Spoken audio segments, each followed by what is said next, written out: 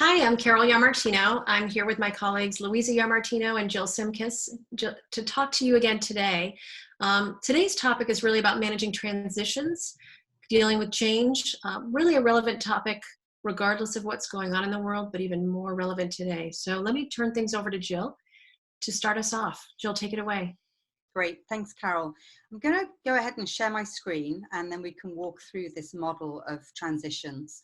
So this is a book that was written by William Bridges in 2004. And in the book, Bridges talks about a difference between a change and a transition.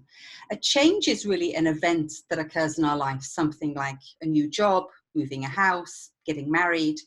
And a transition is different because it's the internal way that we assimilate the change.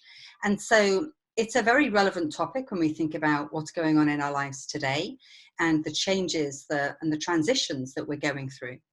So I'm going to show you the model that Bridges describes. And the model of a transition begins with an ending. And the ending is something, if we relate to current events, like moving out of the office, ending the normal way that we socialize with our friends and family, or the end to our children actually going to a school. And so the ending is a way that we let go of the old ways in order to embrace what's coming. The next phase is really called the neutral zone. And the neutral zone is when the old way is fading, but the new way hasn't yet become operational. And in the book, Bridges really sort of gives a great analogy of a trapeze artist. So where you've let go of one bar and you're mid-flight, but you've not yet latched on to the new bar. And so that can feel very uncomfortable.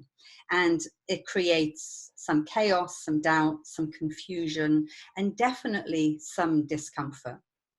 The neutral zone can also be very short for some people and very long for others. And so it's a good way to sort of remember that people assimilate change and transition in a different way.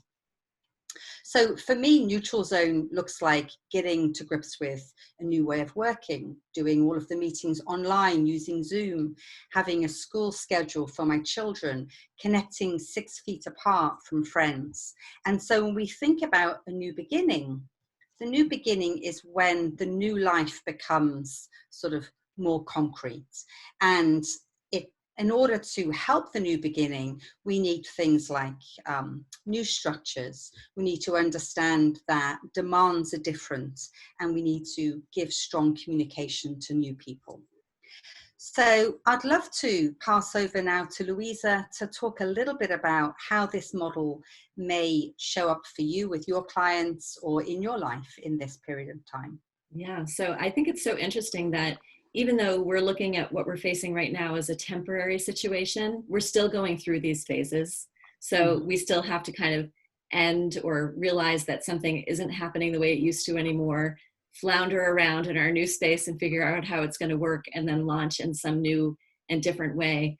I did read an interesting article recently by an executive who has an all online company who talked about the fact that a lot of us are doing it wrong right now, where we're trying to recreate what we did before in its same form virtually. And that actually, that's not the way we should be doing it. We should be looking at it as a blank slate and be thinking creatively about how we can do our work and reach out and connect with each other in new and different ways, not necessarily trying to recreate the same exact team meeting structure or recreate the exact same one-on-one meeting structure that we had before, but instead, how can we do it more creatively, more effectively to still achieve our goals, maybe in a whole new and different creative way? When I think about the model too, I don't think it applies just to a situation that is a change at work or a change in our lives, but it also can apply to any part of your life experience where you're experiencing a change. For me personally, many years ago, I made a big career switch. That was scary. I was walking away from something I was very comfortable with. It was a family business that had something I grew up with. I had been with it for a very long time, and venturing into this new work, what I'm doing today.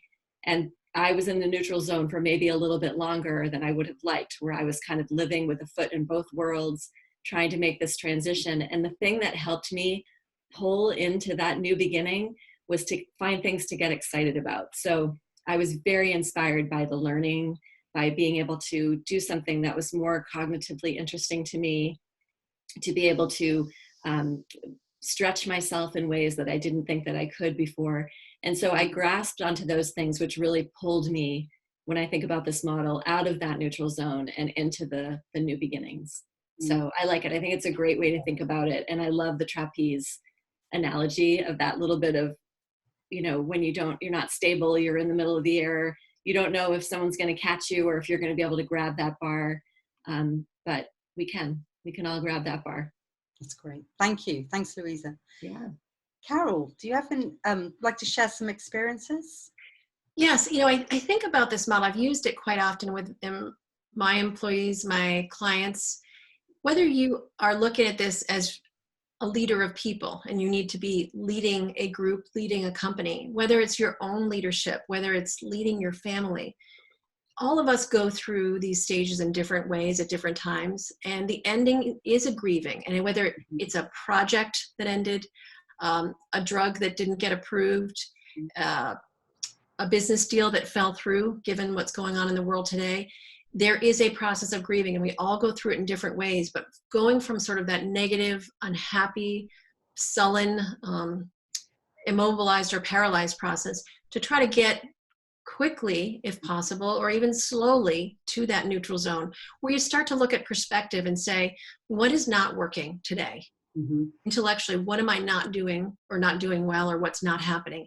Then start to think about, what could I elevate? What could I be curious about? What might be a different way? And using sort of that intellectual process to think what could be possible, to then start getting past that towards the ultimate goal, which is about new beginnings. And I think resilience plays a big part here.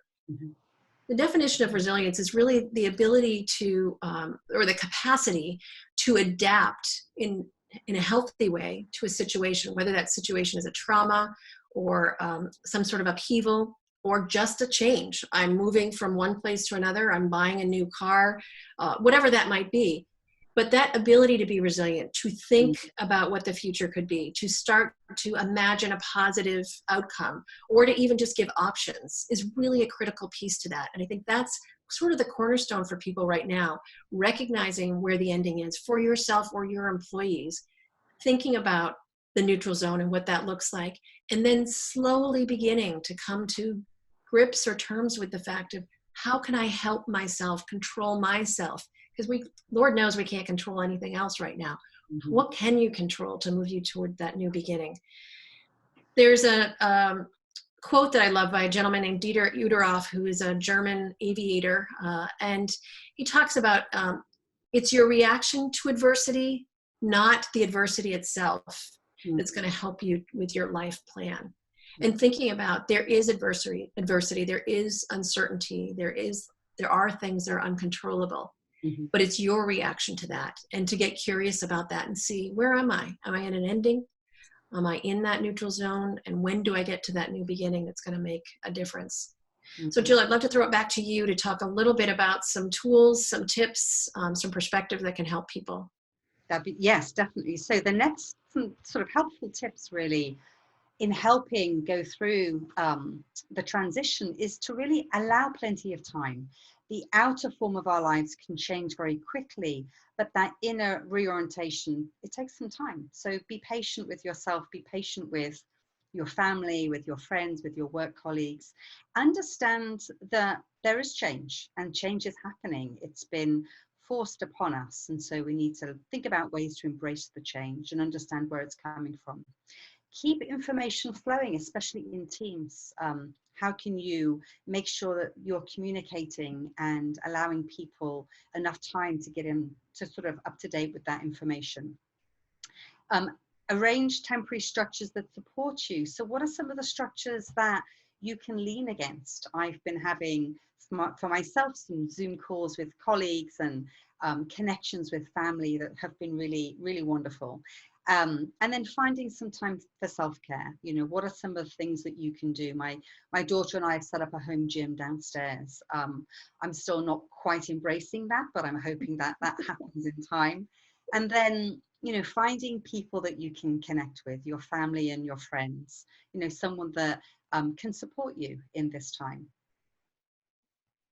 So I guess the last thing really is to pass over to Louisa just to talk about some resources that we'd love to share from this talk. Yeah, so thank you so much for joining us today. We're hoping you're finding these helpful and that you'll join us again next week with another new topic. On the screen after we finish today, you'll be able to see some resources that we recommend for further learning if you want to dive a little bit deeper into this topic. So have a great day, everybody, and take good care.